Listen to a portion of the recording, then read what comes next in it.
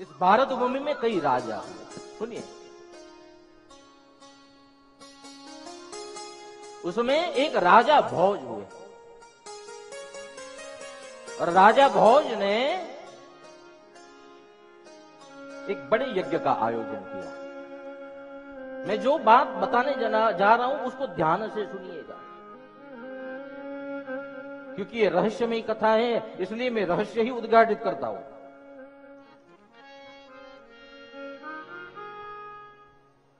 तो जब राजा भोज ने यज्ञ का आयोजन किया, कई कई जगहों से 4 वेद के विप्र आए थे। राजा भोज स्वयं संस्कृत के ज्ञाता थे। अरे राजा भोज का जब राज्य हुआ था तब उसके समाज में जो जनपद, जो ग्राम के रहने वाले लोग भी संस्कृत में बात करते थे। हमारा दुर्भाग्य ऐसा हुआ, संस्कृत हमसे बिछड़ गया। अपनी देवनागरी भाषा बिछड़ गई भैया।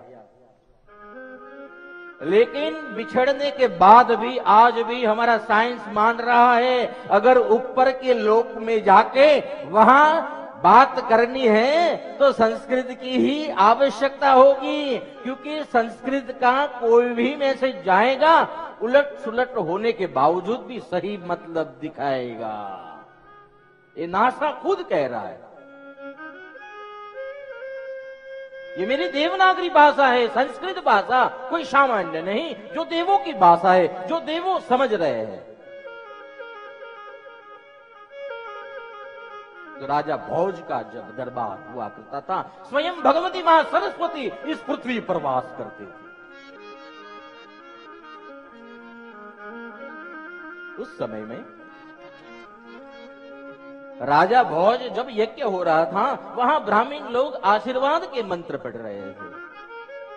भोज राजा थे लेकिन ब्राह्मणों का बहुत सम्मान करने वाले थे। यज्ञ का महत्व इसमें मैं बताता हूं, यज्ञ क्या है। देखिए अभी तो मेरे लिए भी सरल हो गया, क्योंकि कोरोना गया तब से गूगल का धूप कर लो, कर्पूर जला लो। कई लोग ने ये सब प्रयोग शुरू कर लिए। जो नहीं मानते थे वो भी गूगल लेकर घर में हवन करने लग गए।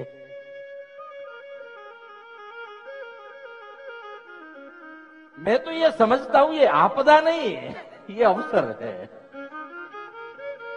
क्यों? क्योंकि जब ये स्थिति आई तब तो हम अपने धर्म की तरफ मुड़े, तब तो हम समझ पाए कि हवन क्यों करना चाहिए, गूगल क्यों जलाना चाहिए, क्यों देना चाहिए, कपूर क्यों लेना चाहिए, क्यों देना चाहिए। ऋषियों ने जब कहा तब विश्वास नहीं था, लेकिन आपदा आई तो हम मान गए, भैया ये तो हमारी संस्कृति है।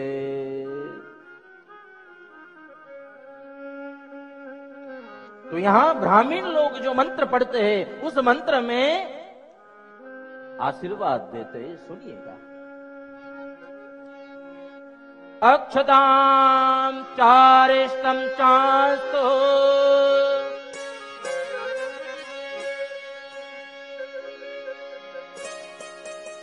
अक्षताम, अक्षताम, अक्षत यानी जो खंडित न हो, न खुटने वाला। अक्षताम जिसका क्षय न हो, संस्कृत में इसको अक्षताम, कभी भी न घटने वाला। अक्षताम चा अरिष्टम, अरिष्ट का संस्कृत में अर्थ होता है दरिद्रता। अरिष्टता इसको दरिद्र कहते हैं।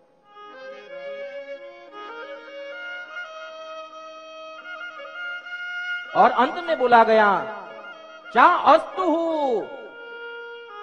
इसका मतलब इतना दरिद्र बढ़े। अक्षताम यानी कभी भी क्षय न हो, इतना आपके पास दरिद्र बढ़े। ये आशीर्वाद का मंत्र का अर्थ ऐसा होता है भैया। तब किसी ने पूछ लिया, भोज राजा ने पूछ लिया, किसको? कालिदास को। ये ब्राह्मण लोग यज्ञ कर रहे हैं, आशीर्वाद दे रहे हैं, लेकिन आशीर्वाद में ये क्या बोल रहे हैं जिसका अर्थ ऐसा होता है अक्षताम यानी कभी भी क्षय न हो, ऐसा दरिद्र राजन आपको मिले। इसका मतलब क्या होता है भैया, मुझे समझाओ। इसका मतलब क्या है, मुझे समझाइए बता। हम यज्ञ तो करते हैं अपनी समृद्धि को बढ़ाने के लिए, हमारी प्रजा की सुख शांति के लिए, हमारे इस जगत में जो जो आए हैं सभी की उन्नति के लिए। यज्ञ से कभी भी अपक्रांति नहीं होती, उपक्रांति होती है। यज्ञ से केवल और केवल पुण्य बढ़ता है।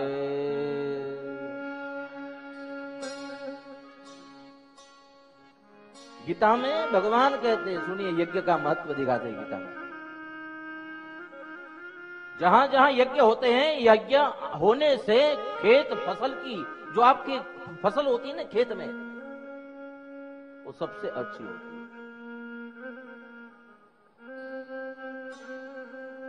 यज्ञात् भवति पर्जन्य। पर्जन्य माने ये वरुण देव वर्षाद लेके बारिश के साथ, जब आपका फसल का समय, जब जल चाहिए, तब यज्ञ के कारण वरुण देव ये बारिश लेकर इस पृथ्वी पर आते हैं। यज्ञात् भवति पर्जन्य पर्जन्यान् अन्न संभव। और यही बारिश से अन्न संभव होता है।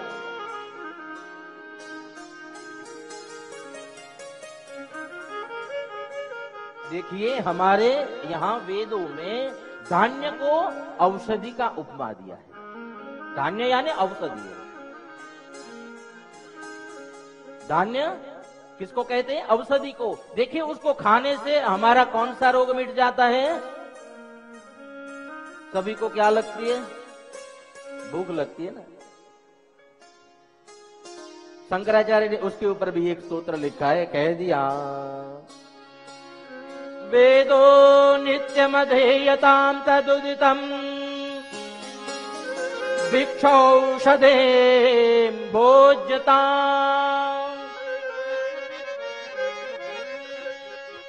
वेद का नित्य अध्ययन करो, भिक्षौषधीं भोज्यताम। जो भिक्षा से मिली हुई औषधि यानी धान्य है उसको लिया करो, क्योंकि आपको 3 टाइम दवा चाहिए, क्योंकि क्षुधा भूख जो है उसको भवरोग कहा है। बच्चा जब जन्मता है तो पहले क्यों रोता है? मुझे भूख लगी है, दूध पिला दो मैया, भूख लगी है।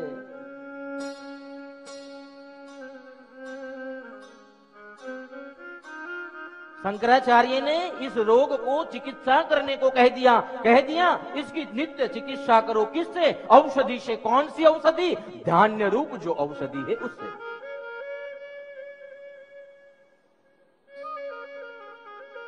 जन्म लेता है वो सभी जीव रोग है, उसके शरीर में रोग होता ही है। जन्म से ही हम सभी रोगी है, क्योंकि जिसको औषधि की जरूरत पड़ती है वो रोगी है, उनकी चिकित्सा करने को कह दिया। इसलिए तो हम हर रोज 3 बार अन्न को ग्रहण करते हैं।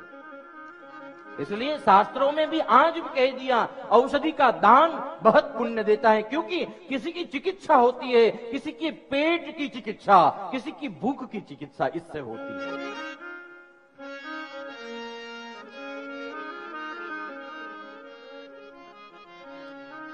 तब राजा भोज ने कह दिया इसका मतलब तो यह होता है कि आपका राजन दरिद्रता बढ़े।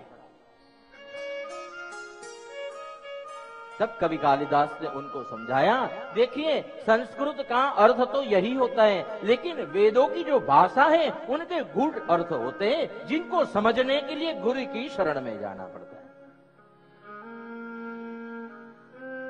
और तब गुरु हमें समझाते हैं कि यज्ञ का रहस्य क्या है। राजन, उन ब्राह्मणों ने जो आशीर्वाद दिया वो सच दिया है। मैं आपको वो समझाता हूं किस प्रकार। अक्षताम चारिष्टम अस्तु। राजन सुनो, आपको राजन ऐसा कहा गया है, राजन आपका ये 3 अरिष्ट बढ़ता ही रहे। क्यों? क्योंकि उससे आपकी उन्नति होती है। विस्तार से कालिदास समझाते हैं, कहते हैं राजन वो ब्राह्मणों ने जो बोला वो सही बोला। पहला आशीर्वाद यह दिया, ये 3 अरिष्ट है जो सबके लिए कल्याणप्रद है। पहला अरिष्ट कौन सा? राजन, जब आप दान करने बैठो ना, तब आपका हाथ दुखने लगे और इस दुख के कारण आपको कह दिया, पहला अरिष्ट, आपको दान आपके हाथ से इतना हो कि आपके हाथ दुखने लगे।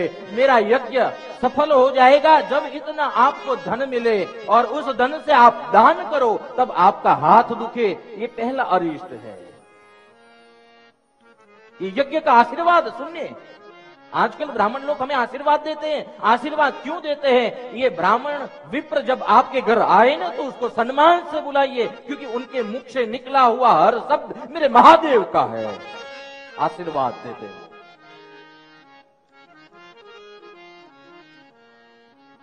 राजन, इतना धन आपको मिले, आप अपने हाथ से देते देते आपके हाथ थकने लग गए। पहला अरिष्ट, आपके हाथ दुख जाए, थक जाए, ये पहला अरिष्ट है। आप जब खाने को बैठो ना, तब आपकी थाली को छीन लेने का साहस किसी में नहीं है। लेकिन आपके घर अगर आपकी बेटी होगी, अगर आपका बेटा होगा, तो आएगा दौड़ता दौड़ता और आपकी थाली में से कौड़ लेकर खाने लग जाएगा और आपको खाते खाते उस समस्या का सामना करना पड़ेगा। बच्चा आए तो हाथ डालता है, मैं खाना चाहता हूं, मैं खाना चाहता हूं। तो राजन, ये दरिद्रता का आशीर्वाद दूसरा है कि आपके घर सीधा कह दिया पुत्र या पुत्री संतान के स्वरूप में। जब आप खाने बैठो ना, तब कोई ऐसा कोड़ छीनने वाला आना चाहिए। आपका जो ग्रास है वो छीनने वाला आना चाहिए। बेटी हो या बेटा। राजन, आपको मैं और बात कह दूं, अंतिम तीसरा आशीर्वाद इसमें यह बताया है। राजन सुन लीजिए, जब ब्राह्मण लोग आशीर्वाद दे रहे थे, उस समय में कह दिया, राजन आपके पास सोने का समय आया, लेकिन सोने जाने समय आपकी प्रजा आकर खड़ी रह गई और आपको कहने लग गई, महाराज हमारा ये कष्ट आप समाधान कर दो और आपके न्याय से ये प्रजा खुश होकर जाएगी। आपके पास से आपके सोने का समय न रहे, ये तीसरा अरिष्ट है जो आपको मिले, क्योंकि आपके पास से अगर आपकी प्रजा आनंदित होकर जाएगी तो वो आपको बहुत आशीष देगी। आपसे आपकी प्रजा और उस आनंद से आपकी प्रतिष्ठा। पृथ्वीलोक में राजा को भगवान का स्वरूप कहा गया।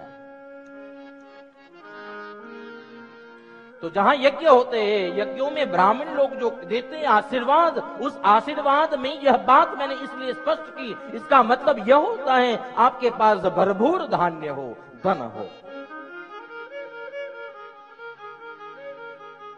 दूसरा कह दिया, उस धन से आप बहुत दान कर सकते, इतना दान आपके हाथ थकने लग जाए।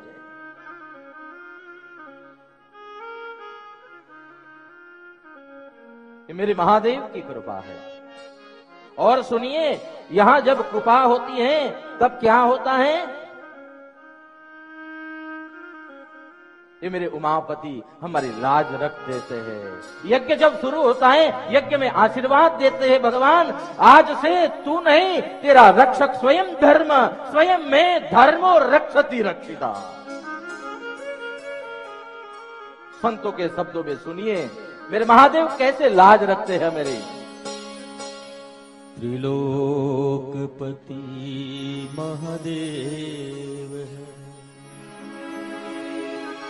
आदिअंत महा, पालन करता शिव मेरे, रचते हैं विधि रचते हैं विधि उमापति रखियो मेरी लाज, उमापति रखियो मेरी लाज, उमापति रखियो मेरी लाज, उमापति रखियो मेरी लाज। भूल के सारे दुनिया भोले, भूल के सारे दुनिया भोले, तुम्हें पुकारूं उमापति रखियो मेरी लाज, उमापति रखियो मेरी लाज। जय हो।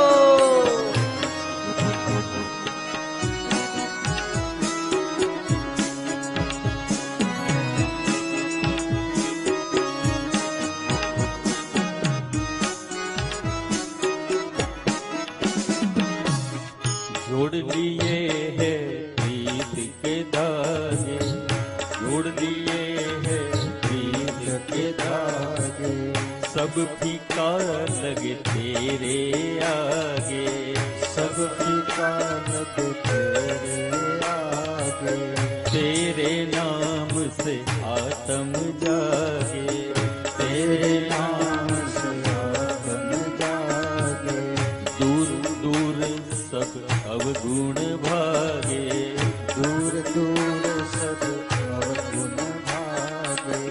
रोम रोम में मेरे भोले,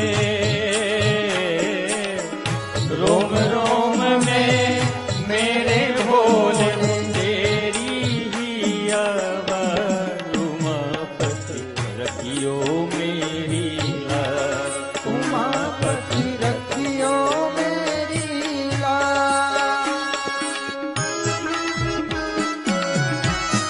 जय हो। मेरे महादेव की जय हो, पार्वतीश्वर की जय हो।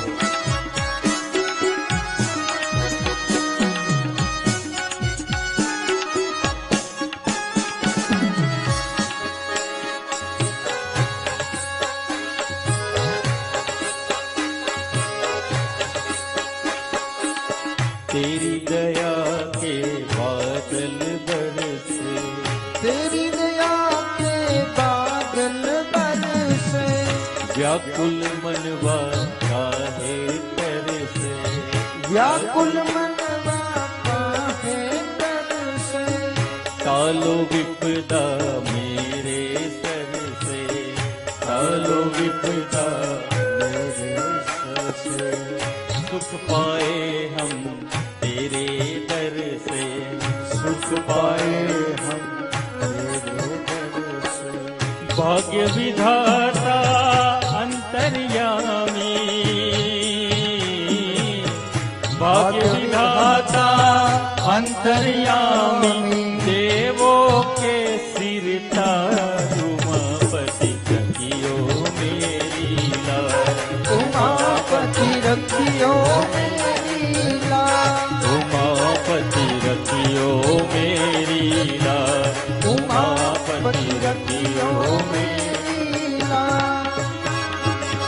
भूल के सारी दुनिया बोले, तुम्हें पुकारूं उमापति रखियो मेरी लाज, उमापति रखियो मेरी लाज, उमापति रखियो मेरी लाज, उमापति रखियो मेरी लाज, उमापति रखियो मेरी लाज, उमापति रखियो मेरी लाज, रखियो मेरी, रखियो मेरी, रखियो मेरी लाज। जब भगवान की शरणागति में जाते हैं, भगवान खुद अपनी रक्षा करते हैं।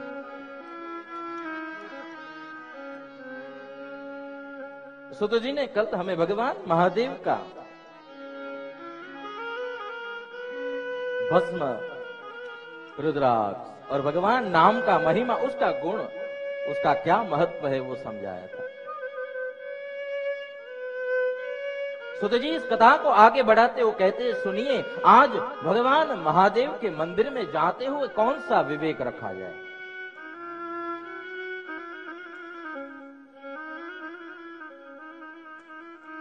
जब आप महादेव के मंदिर में जाइए तो पहले याद रखिए, स्वच्छ पवित्र होकर जाना है।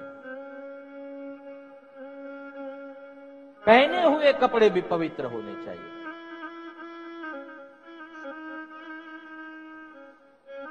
मन के साथ तन की भी इतनी आवश्यकता है शुद्धि की।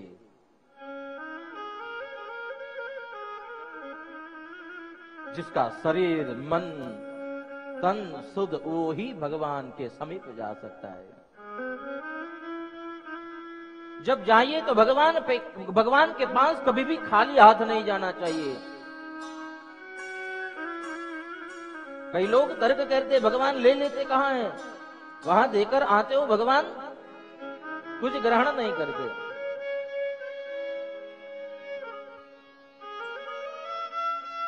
छोटे छोटे गांव में, छोटे छोटे घर में, अरे यहां नहीं विदेशों में भी आज कई लोग भगवान सत्यनारायण की कथा करते हैं और वहां भगवान का प्रसाद बनता है। वैसा प्रसाद आप दुनिया के रसोई घर में जाके रसोई बना लो। एक छोटी कथा और उसका प्रसाद जैसे मिठास कहीं भी नहीं होगी भैया। ये मेरे महादेव, ये मेरे नारायण जो प्रसाद ग्रहण करते हैं, ये प्रसाद ग्रहण करने की साक्षी है। ये प्रसाद जब खाओ ना तो उसके जैसा मीठा प्रसाद कोई नहीं लगे। आप जो देते हो भगवान ग्रहण करते हैं। बल्कि मैं आपको ये बात बता देना चाहता हूं, भगवान को आप धरते हो और भगवान क्या कहते हैं, सभी का योगक्षेम मैं चलाता हूं। मैं अगर थाल भोग लू, नैवेद्य भोग लू, तो समझ लो सृष्टि के सारे जीव जो बोल रहे हैं, नहीं बोल रहे हैं, जो पशु हैं, जो सुन रहे हैं, वो सारे जो मेरे भोग भोगने मात्र से तृप्त हो जाते हैं।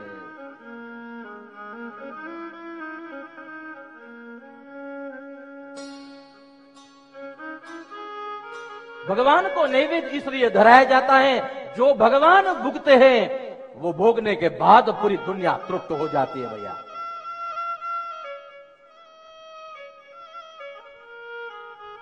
शायद मैं इसलिए ये कह रहा हूं क्योंकि यही बात आज कई जगहों पे अन्न क्षेत्र हो रहे हैं। कोई उसमें दानवीर भामास आकर नाम लिखा देते हैं, आप मेरे पास से लीजिए इतने रुपये और ये अन्न क्षेत्र को चलाइए। शायद यही कारण मैं समझता हूं भगवान भोग लेते हैं, कहीं और से दाना आ जाता है और ये बचिया अन्न क्षेत्र में भोजन पा लेती होगी। शायद दूसरा कोई नहीं, यही कारण होगा।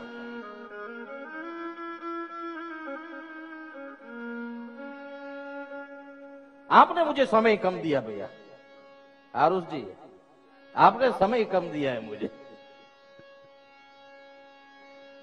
भगवान भोग लेते हैं तो समझिए आप ये भगवान भोगने के बाद भगवान के ही ऐसे भेजे हुए भामासा आकर कहते हैं मैं तो तृप्त हो गया हूं, लेकिन वहां जहां आदिवासी लड़कियां रहती है उनके लिए भी अन्न का प्रबंध करना है, जाओ और भेज दो अन्न की बोरियां।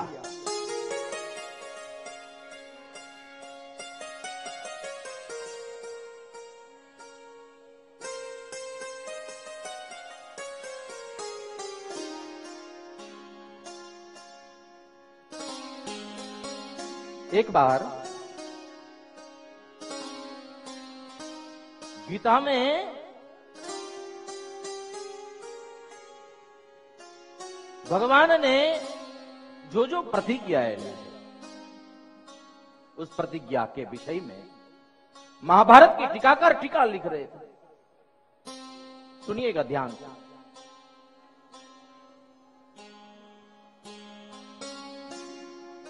और जब महाभारत की टीकाकार टीका लिख रहे थे उसमें एक श्लोक आया और भगवान कहते वहां पे योगक्षेमम वहां में हम, यह पूरे संसार का भरण पोषण मैं करता हूं। तब जो टीकाकार थे उसके मन में हुआ, अरे भगवान भरण पोषण क्यों करने लग गए। यहां जैसे राजा होता है तो राजा प्रजा के कष्ट काटने के लिए खुद तो नहीं चला जाता। मुझे लगता है भगवान ने यहां जो शब्द यूज किया है जिसमें वहां में हम उसकी जगह मुझे इस जगह पे दूसरा शब्द होना चाहिए, कह दिया योगक्षेमं ददाम्यहम्। टीकाकार जो थे महाभारत के, और वो महाभारत की टीका लिखते हुए लिखते हैं यहाँ वहां में हम जो शब्द लिखा है वो नहीं होना चाहिए। वहां में हम खुद भगवान आके उसका भरण पोषण कर जाए। राजा, पूरे ब्रह्मांड का राजा मेरा नाथ आके, तब उनके मन में द्विधा हुई,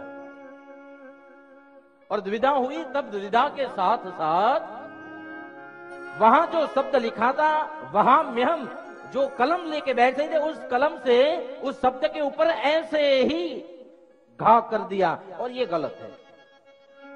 लेकिन सोच विचार शुरू था, वो टीकाकार गृहस्थ थे हमारे जैसे।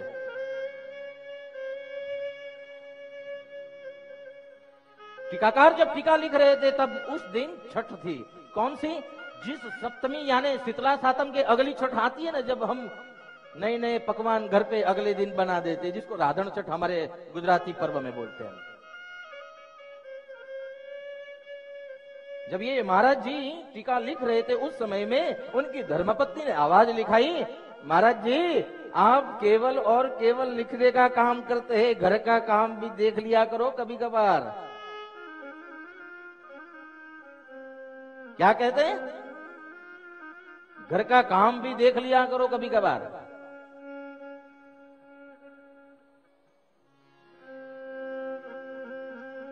महाराज जी ने बोला, बोलिए क्या काम है आपको?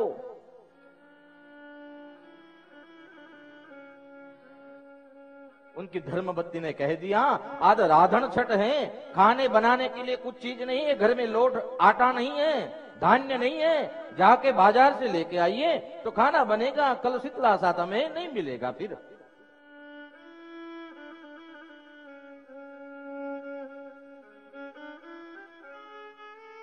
यह महाराज जी के मन में हो रहा था, योगक्षेमम वहाम्यहम नहीं, योगक्षेमम ददाम्यहम, योगक्षेमम ददाम्यहम। भगवान जैसे राजा है, राजा कोई प्रजा के कष्ट खुद जाकर नहीं समाधान करता, किसी को भेज दिया करता, ददाम्यहम दे दिया करता। ये तो पूरे ब्रह्मांड के राजा है, उनके मन में ये शुरू से ग्रंथि शुरू थी।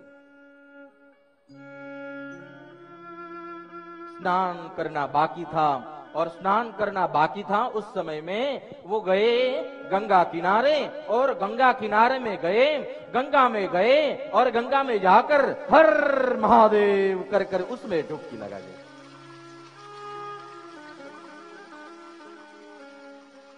क्योंकि वो काशी के वासी थे। ये सच्ची घटना कहता हूं मैं, ये घटना सच्ची है। और जैसे ही स्नान करने गए, डुबकी लगाई, मन में विचार हुआ ये गलत है, यहां वहां में हम नहीं होना चाहिए।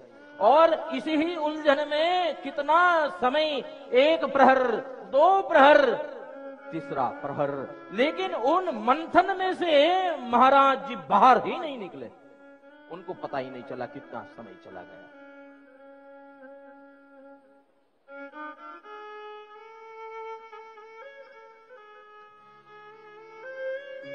शाम का समय हुआ और घर जाते जाते उनको स्मरण हुआ कि मेरी धर्मपत्नी ने तुरंत मुझे आटा लेकर आने को कहा था,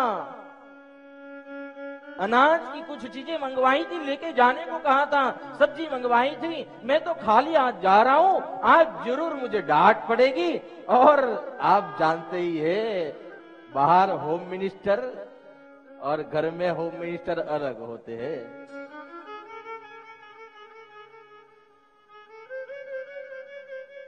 जैसे उन्होंने द्वार के ऊपर पैर रखा और पैर रखते ही अपनी धर्मपत्नी ने द्वार खोला, और जब द्वार खोल दिया तब उनको सामने अपनी पत्नी के मुखाकृति के ऊपर हास्य दिखाई पड़ा। थोड़ी शांति हो गई। आज आंखों में तेज गुस्से वाला नहीं दिखता है, शांति का माहौल है।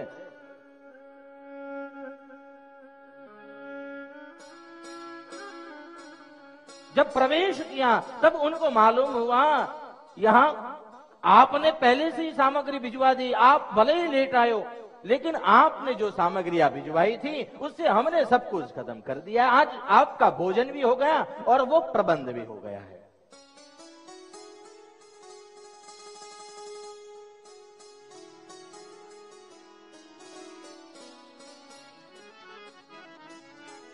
नमः पार्वती पतये हर हर महादेव।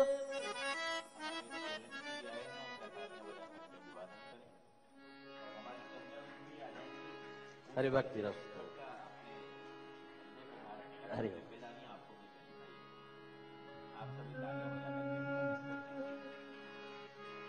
संत परम हितकारी जगत माहे, संत परम हितकारी।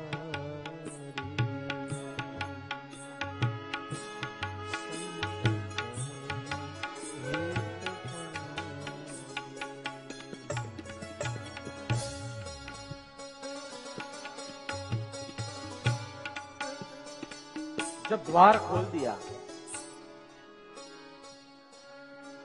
द्वार खोलने के बाद जब उनकी धर्म पत्नी के मुखाकृति के ऊपर दिखे हुए चिन्हों से महाराज जी के भीतर शांति बढ़ गई। और जब शांति बढ़ गई, अंदर आए तो कह दिया आपने जो भिजवाया था सब मिल गया, और मिलने के बाद हमने सब बना लिया, आपको चिंता नहीं करने की जरूरत। तब महाराज जी के मन में हुआ मैंने किसी को भेजा नहीं, कौन आके दे गया, यहां कौन आया जो आपको ये दे गया।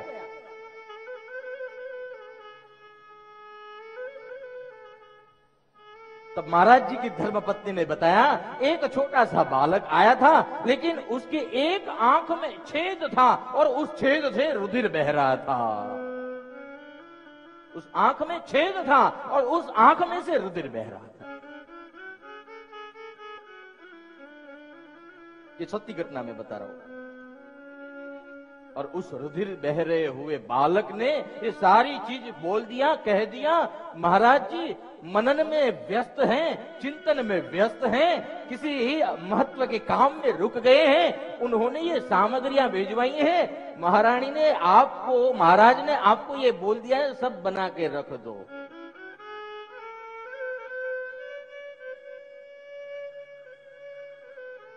आपने सामान भिजवाया था, वो बालक अद्भुत था, आज तक मैंने कभी भी नहीं देखा, लेकिन उसकी एक आंख में से छेद था और उस छेद में से रुधिर बह रहा था। तब महाराज जी के मन में तुरंत हुआ ख्याल ये बात मेरे मन की कौन जानता। तब जाकर भगवान की मूर्ति के सामने देखा, जहां भगवान नारायण विराजमान थे, और जहां बैठे तो वहां मूर्ति में उस बालक के दर्शन हुए और उनकी आंख में छेद था और वहां से रुधिर टपक टपक टपक बह रहा था।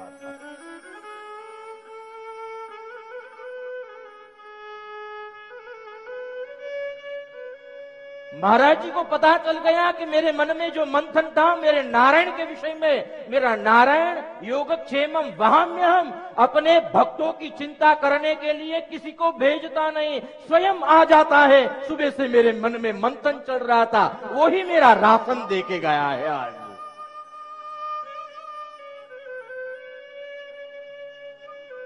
वो नारायण ही आज ये राशन दे के गया है।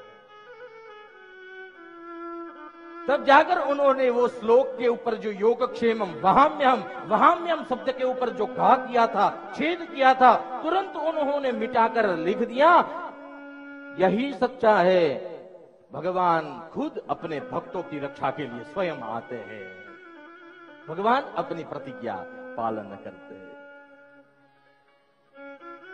योगक्षेमम वहाम्यहम,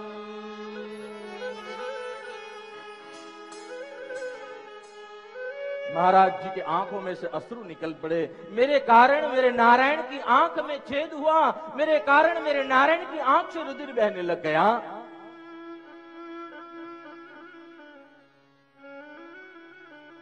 मेरा नाथ किसी को बेचता नहीं, खुद नाथ खाता इधर।